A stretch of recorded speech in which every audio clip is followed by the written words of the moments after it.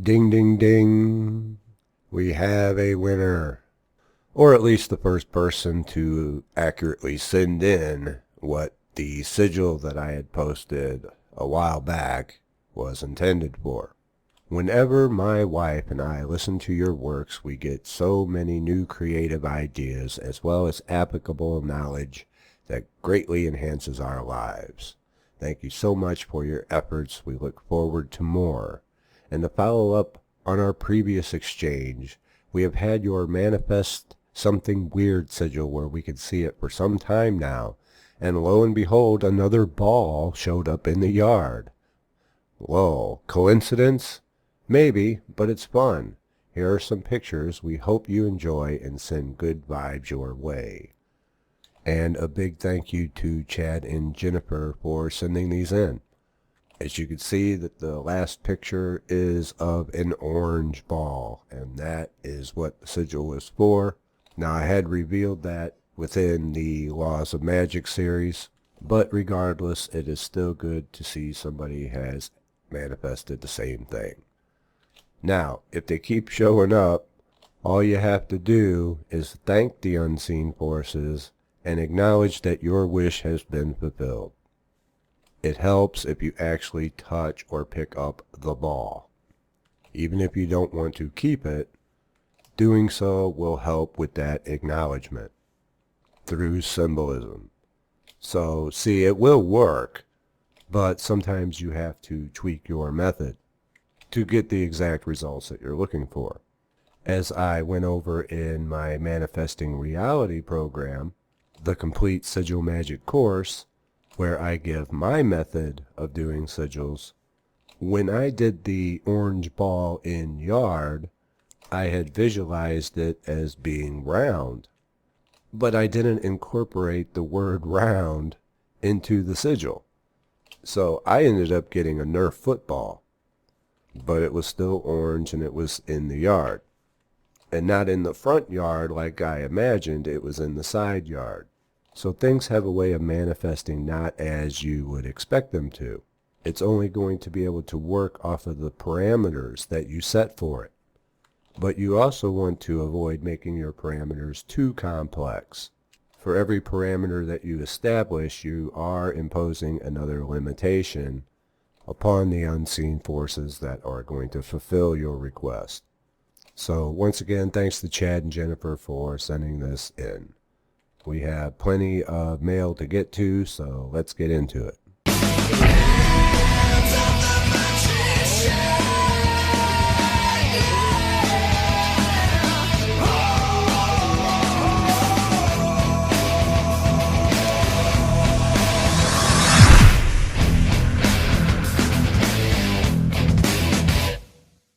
Hey, I just checked to see if I could sign up for a Laws of Magic subscription, but it says it's not currently for sale. When is your next class going to open up? I have been subscribed to your channel for over a month and finally want to get that. Not to mention I already have everything else you have sold. LOL. And I appreciate that support and the question because I am asked this quite often. We are about 3/4 of the way through the first Laws of Magic class. And so I'm estimating right around October is when it will be next available. I've also been recently thinking of doing something a bit special for those who stick with and finish the class. That's all I can say about that at this time. More details to come as they develop. For the upcoming mailbag, I think many of your subscribers, including myself, being a musician with his moon in Pisces, would enjoy hearing some of your music or seeing some other art that you have made. If anonymity is paramount and you don't want to reveal a link to something personal, maybe just a snippet in your video. Remaining anonymous is paramount. And so as much as I'd like to, because every musician likes to show off their work and for people to hear their music, I am going to refrain from doing so because that in fact could give away my identity. However, I am open to the idea of creating some new music. But that wouldn't be for a while because I would have to get newer equipment to work with my newer computer. It would also have to be during a slower time for me, such as winter. So as I won't be able to do any of that right at the moment, it is possible that you may be hearing some Frater Xavier music in the future. And I appreciate the question. Thank you. How do we get in touch with you, and are you on Reddit? Well, you can get in touch with me here, but it may take a while for me to get to you, depending on what it is about. And no, I am not on Reddit. So if the male aspect of consciousness is projective and positive, and the feminine is negative and receptive, why is that on the tree of life, the negative planets are projective and the positive side is attractive, i.e. Saturn and Mars to send energy, Jupiter or Venus to attract, or am I misunderstanding your meaning on this? Well, let's say you have a magnet. Now, the poles of that magnet are going to attract the opposite polarity and repel the same polarity. So if you have two magnets and you place the negative poles of each magnet towards each other, they will repel. If you turn one around and you use the positive to the negative, they will attract. Well, the pillars are the poles. They are polarity itself. The misconception that you're having is that the spheres, are part of the poles. But they're not. They're on the poles. They're on the pillars. They are attracted to and held in place by the polarity.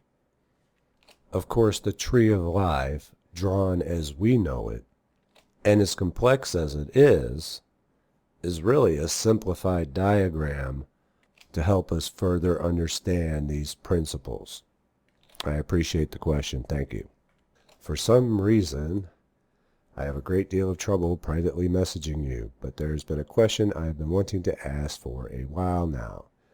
Before I ran into your channel, it was pretty early when I did though, you had about 200 subscribers, I listened to another ceremonial magician who went by the name, and he suggested for rituals such as the middle pillar and LBRP to not use the Jewish god names and to instead use, say, Uranus, Pluto, Sol, Luna, Lunar, and Terra. Now that time has passed, I see that you are a man who has a much better control of his ego and other things in comparison. I'm wondering if calling on those entities for those particular rituals is more harmful than good. And if so, does that mean I should just strictly follow what the book you recommend to us early on, Transformation Kabbalah, whatever the title is, which is Kabbalah, Magic, and the Great Work of Self-Transformation, by the way. Thank you for your time. I hope to receive an answer. This has been preventing me to move past the dreaded armchair occultism. Alright, I'm not going to badmouth anyone, especially another magician doing what he does.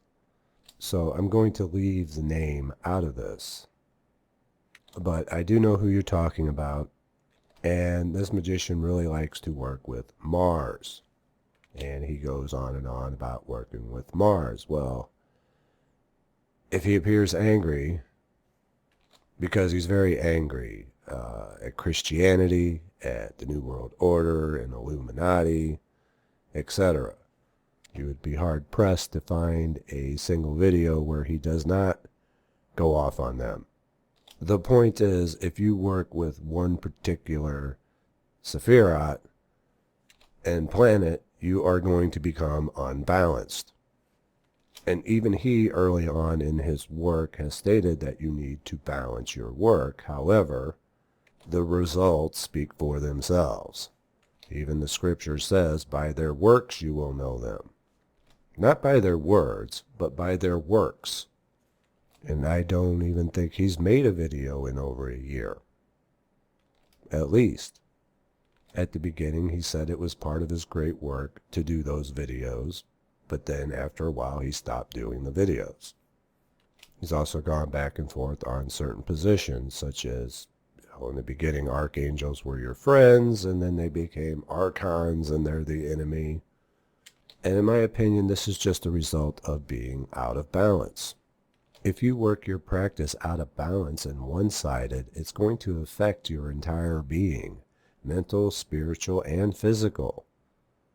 And you say, well, Frater, the guy's really strong. He works out like constantly. And yes, extreme bodybuilding is Mars to the extreme. Now, about the question of the God names, there's a reason that the Hebrew God names have been used traditionally for centuries. And although this magician has stated that you should use the planetary names instead, he has never cited another source who says so. In other words, you'll just have to take his word for it. On the flip side, every other source will tell you to use the Hebrew God names. Oh, but that's an Illuminati trick. In the end, you're going to have to look at their own results. By their works, you will know them. And I'm glad that you're aware enough to notice it and to call it into question. If you look at myself, I'm getting results and continuous steady growth. And the other magician that you're talking about has disappeared. And I wish him well. I'm not against anybody. I don't need to drop F-bombs consistently in order to make a point. I'm not angry all the time at enemies, real or imagined. So whatever practice you decide to do for yourself and whichever path you take, make sure that it is one that practices balance. Just as in the previous question where the pillars will attract the opposite polarity of the sephirots, as nature will try to find balance, we also must try to find balance and strive towards it. Too much Mars will make you a warrior, but then you'll be warring with everyone and everything. I think even his channel is named after Mars. The second one. And I do appreciate the question. I just watched your Mercury retrograde video. Now I recently started keeping a magic diary and a dream diary as I am following the 12 lessons in ritual magic by Donald Michael Craig. I have a website that tells me what sign the moon is in, and I record that and the phase the moon is in, whether it is waxing or waning. Anyway, I was wondering what source you use to know when a planet is going retrograde and what sign the planets are in, etc. Is there a particular website you use? Also, I know there is sidereal, astrology, and tropical. Which one do you go by? I believe you may have mentioned this in one of your videos. I just don't remember which one you use. Alright, for charts, you can use astro.com.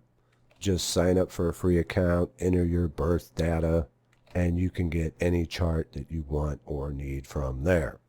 But for just quick glance, I'll use a void of course calendar. And you can find a good one at zodiacarts.com, which will release the calendar on a monthly basis with a month ahead of time. So you can plot everything through June and July right now. And I'll typically just copy all that a month in advance to my Windows calendar. In addition to void of course and moon phases, it will also include when the planets are going retrograde or direct, and when planets are changing signs. Just make sure to enter your correct time zone each and every time you visit. Otherwise, it will be inaccurate. As for sidereal versus tropical, I use tropical. That is the traditional method. That's not to say that there isn't some merit to sidereal, but I am of the position if it's not broke, don't fix it. I know there's some people wanting to add the 13th constellation to the zodiac, Ophiuchus. Yes, there's a 13th constellation, but We do not have to change the entire zodiac for it. There are reasons why most astrologers and magical practitioners still use tropical. And astro.com is defaulted to tropical. But you can change that setting to sidereal if you choose. Thanks for the question. Hey X, first off, infinite thanks to you, you lovely man. I had an experience a couple years ago that no one has been able to explain, including myself. I hope you can shed some light on it. While meditating at night on my solar plexus center, it became quite evident that the music I was listening to while meditating, Stairway to Heaven, was seemingly talking directly to me. The lyrics transformed and took on a completely personal meaning, as if they'd written it for me. Of course, I know they didn't. I then became aware of the most undeniably colossal presence in my room. It appeared to me to be the consciousness of the sun. It conveyed to me messages about the meaning of power, what real power is, and how I have misused my power, but not to worry about it, not to crucify myself because of it, and that all I needed to do was just empower people, not disempower them. I also had tears running down my face, but I was not conscious of them initially, as if it was a subconscious purging. I felt as though the sun was rocking me in its arms like a baby, like a parent, telling me not to cry over spilt milk. I took the message with me, but always wondered what it actually was that communicated with me. Is there a solar deity in particular that correlates to this kind of experience? Was it simply the sun? Was it some kind of solar plexus chakra deity in particular?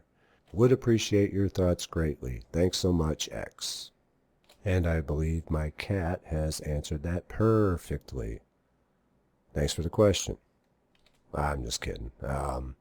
Actually, she was demanding that I put her cat tree in the front window so she can keep an eye on the neighborhood.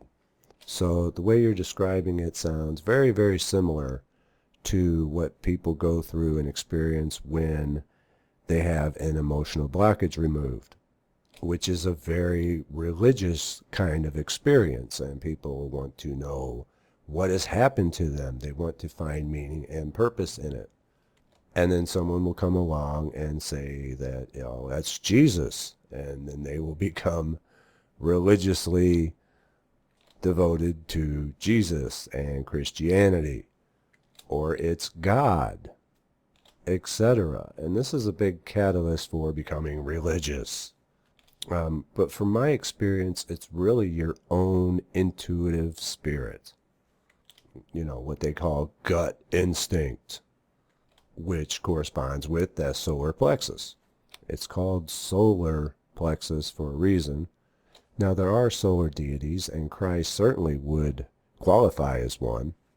And there are many solar spirits as well. It could have been a guardian. But in the end, I'm not going to be able to pinpoint it for you because it's an experience that is personal to you. The best advice that I can give you is to follow the advice that it had given you. For the more you listen to them, the more apt they are to visit you again.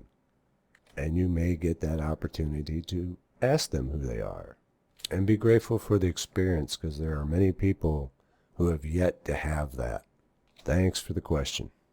Okay, I usually get the answer to my question from another source quickly after I ask you a question, so I'll post this to catalyze the process. LOL. Well, you know why that is, right? It's because you've let go of the question. And because you've let go, the subconscious will go and find the answer for you and bring it to your attention through synchronicity, either by finding a source or by having it just pop into your head. It's the act of letting go that is the catalyst. That is the process of all magic. It's quite common for that to happen, and it happens to me as well. After beginning the neophyte grade, I have noticed very positive changes in my consciousness, and I feel great about where this is heading. However, ever since I started getting heavy into magic, my coworkers and general strangers look at me and act like they are terrified of me. I'm never rude, and I give people genuine smiles like any friendly person. It seems like everywhere I go lately, I automatically take on some kind of alpha male role, even though I have desire to be viewed that way. In fact, it's causing a pretty extreme degree of alienation. It makes men feel threatened by me just by being in the same room, and women get flustered and giggle at everything I say. To some that may sound like a dream come true, but I would really like to just go unnoticed and do my magic from the shadows. I have tried the Rose Cross ritual, but afterward, instead of being ignored, the same people instead began turning their nose up at me and acting really rude and almost elitist, like I was below them now. I'm sure part of that is just polarized people projecting their own insecurities, but do you have any suggestions as to how to hide my aura so I don't stand out like a sore thumb everywhere I go? Alright, I'm back with a fine cup of licorice root tea. Good stuff. Okay, the first thing that comes to mind is, did you tell them you were doing magic? If so, well, that's to be expected. And it's going to be very, very difficult for you to reverse that without doing some magic. If not, well, you have to understand that by doing magic, you are accumulating a bit of power. And you are changing and transforming yourself. And people are going to sense that. Some will be attracted to that, others will be repelled by that. The kind of people that you are used to hanging around now and before magic are probably not going to be the same people that you end up hanging with later, because there will be too much of a consciousness gap between you and the other people. You are not going to relate to them anymore, and they are not going to relate to you anymore, because you're giving off very different vibes and energies, mental mindsets. You're simply not going to be thinking the way that they're thinking. The path of the magician is not an easy path. You are going to be transforming yourself for the better. So you have to realize that the things that you're going to go through are geared for your higher purpose, and you will be tested. And you're just doing the banishing rituals of the neophyte grade. But that's said to light up the astral plane. I mean, your aura is lit up. You may have to do the Rose Cross ritual a few times. But even then, a lot of magicians don't recommend doing the Rose Cross in the neophyte grade, and only use it in cases where it's absolutely necessary. It may be that you need to learn not to care what other people think, to continue with the process of depolarization and focus on what you're doing instead of what other people think you're doing, to let go of that need to be liked by everyone. Because not everyone's going to like you. Not everyone likes me, but I simply don't care.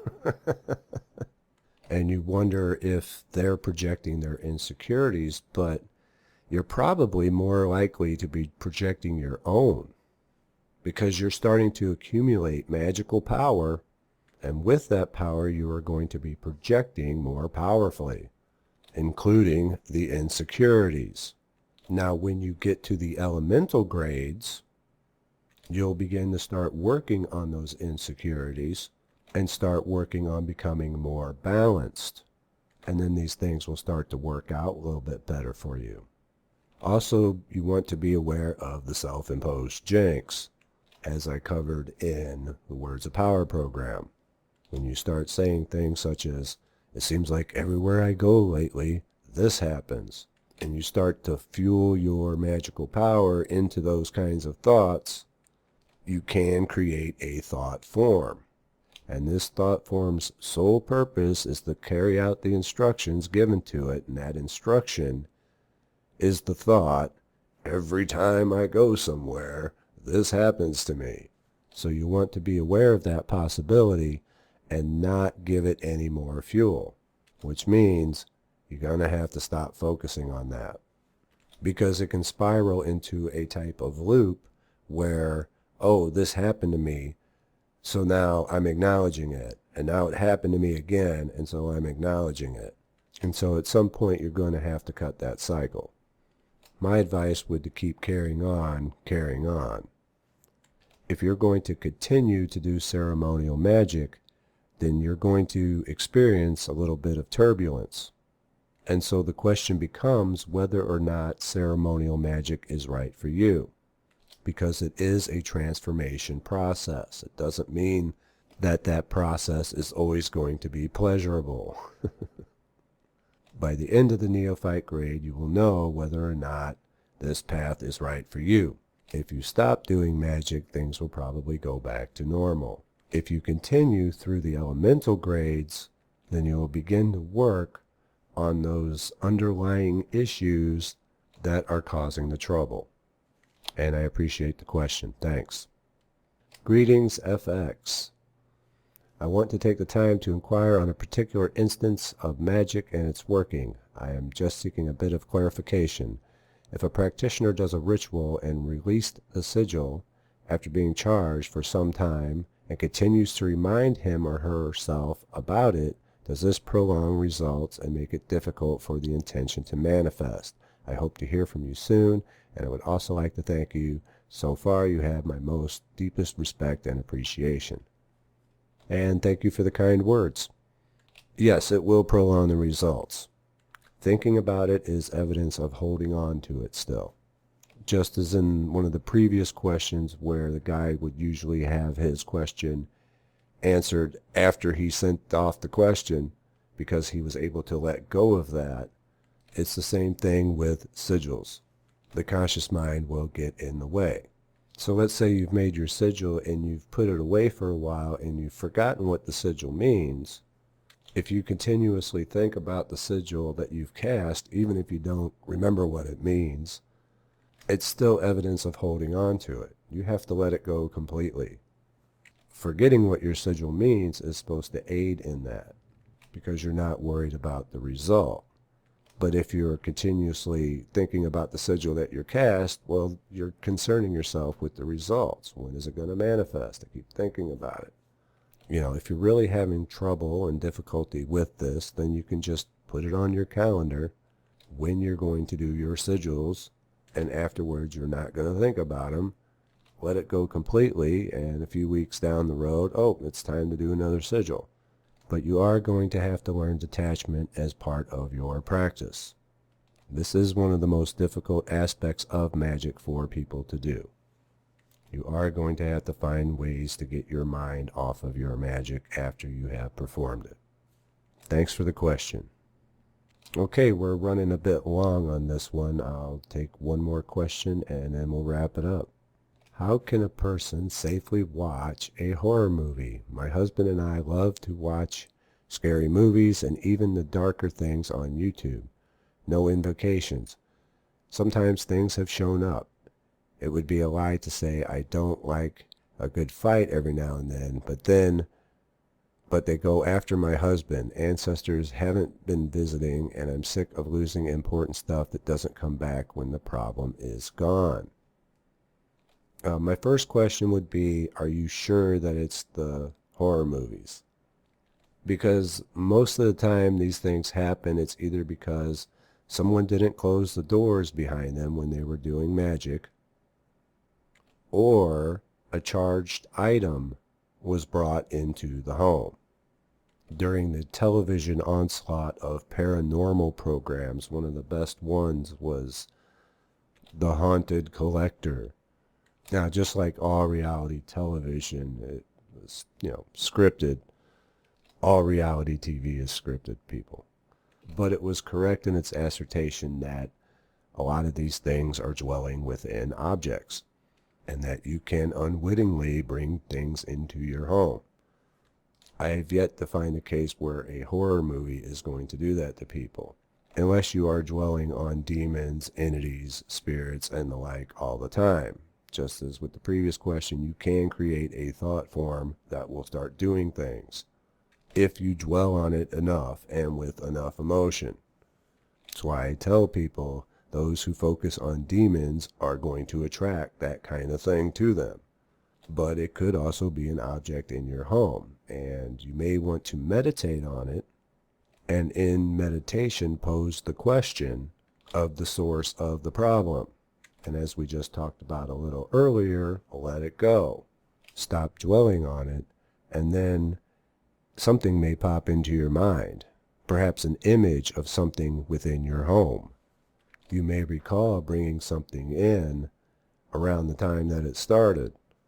Or if you've been doing magic, remember to close the doors behind you. If it's particularly bothersome, I recommend smudging your house with white sage, either making or getting a hold of some holy water and asperging and smudging your home as well.